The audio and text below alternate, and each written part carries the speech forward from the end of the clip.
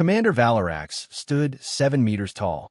His species, the Gigants, measured worth in physical dimensions, and he was impressive by any standard. A decorated military officer, powerful beyond measure, respected across 3 galactic sectors.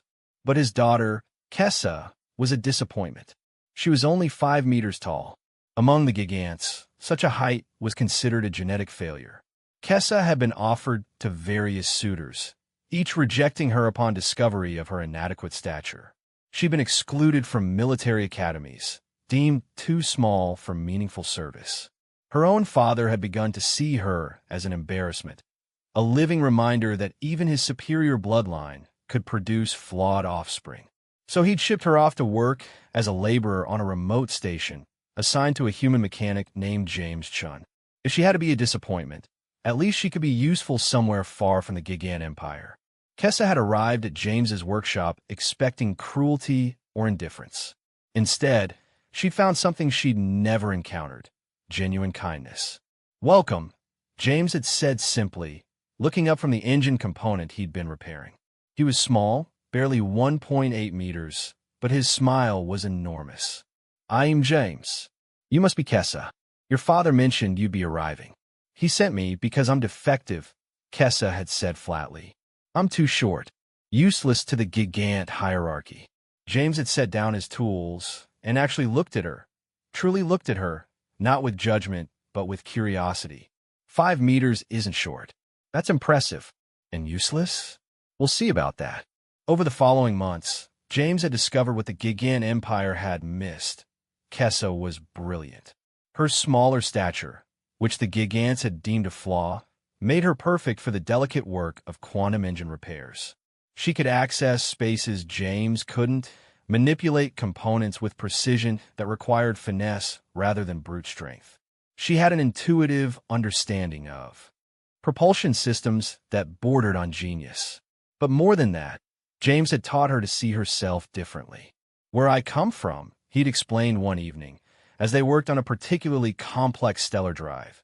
"Humans come in all shapes and sizes. We decided a long time ago that different isn't bad.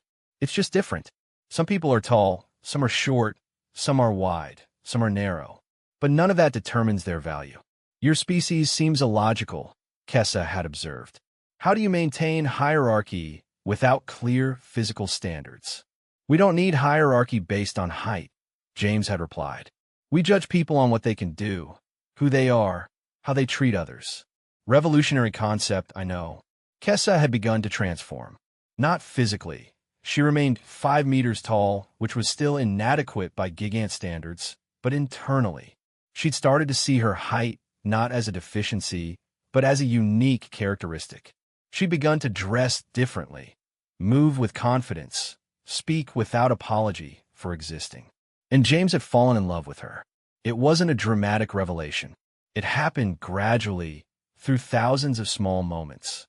Her laugh when she finally solved a particularly difficult engineering problem. The way she'd learned to anticipate his needs in the workshop. The profound intelligence that shone in her eyes when she was focused on something she loved. One evening, after they'd successfully completed a custom engine modification that had taken 3 months of meticulous work, James had simply taken her hand. "I need to tell you something," he'd said. "You're the most extraordinary person I've ever met. Not despite your height. Not in spite of anything about you. You're extraordinary because of who you are, your mind, your creativity, your capacity to overcome what your own society tried to convince you is a limitation." Kessa had stared at him, her Gigant frame towering over his human one. "I don't understand. I'm too short. I don't understand. I'm too short. I'm a genetic failure." "You're perfect," James had corrected. "You're perfect to me. And more importantly, you should be perfect to yourself." Commander Valarax had been shocked when his daughter had returned to the Gigant Empire with a human mechanic at her side. She'd announced publicly that she was leaving military service, establishing an independent engineering firm, and that she was partnering with James Chun, not as a servant, but as an equal. "She's defective," Valarax had protested to the council. "She's brilliant," James had replied calmly. "And where I come from, we measure people by their contributions, not their measurements. Kessa had gone on to revolutionize Gigant engineering. Her designs, which leveraged her unique perspective and smaller stature, had improved efficiency across the entire empire. The very characteristics that had made her an outcast had become the foundation of her genius. But what mattered most to her wasn't the professional success. It was that someone, a human who asked nothing but to be allowed to love her, had seen her value when her own father couldn't.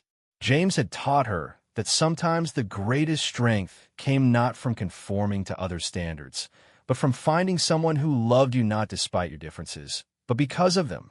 And in loving her completely, he'd given her the one thing no amount of height could have provided: belonging.